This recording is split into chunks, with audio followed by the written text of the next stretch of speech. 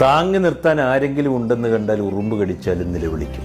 അതേസമയം നമുക്ക് നമ്മൾ മാത്രമേ ഉള്ളൂ എന്ന് വിചാരിച്ചാൽ ഭൂമികുലുക്കം വന്നാലും പിടിച്ചു നിന്നോളും. ഇരിക്കുന്ന കൊമ്പ് മുറിക്കണം, അപ്പോൾ മനസ്സിലാകും കമ്പൊടിഞ്ഞാലും ചിറകൊടിയില്ലെന്ന്. ജീവിതം എപ്പോഴും 2 ഓപ്ഷൻ നമുക്ക് വെച്ച് നീട്ടുന്നുണ്ട്: പൊരുതുക അല്ലെങ്കിൽ പൊരുത്തപ്പെടുക.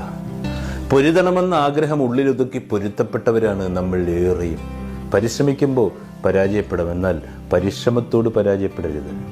നേരിടാനാകില്ലെന്ന് കരുതിയതിനെ നേരിടാൻ പഠിപ്പിച്ചതും മറക്കില്ല എന്ന് വിചാരിച്ചതിനെ മറക്കാൻ പഠിപ്പിച്ചതും ഒറ്റ പേരാണ് സാഹചര്യം. ജീവിതം അങ്ങനെയാണെന്നേ. ചിലപ്പോൾ ഉയർച്ചയുടെ വിസ്മയങ്ങൾ, ചിലപ്പോൾ തോൽവിയുടെ കണ്ണുനീരുകൾ. എന്താണെങ്കിലും വിട്ടുകൊടുക്കാതെ മുറുകെ പിടിക്കണം. നടന്നു തുടങ്ങുമ്പോൾ വഴികൾ ചിലപ്പോൾ താനേ തെളിഞ്ഞുകൊള്ളും.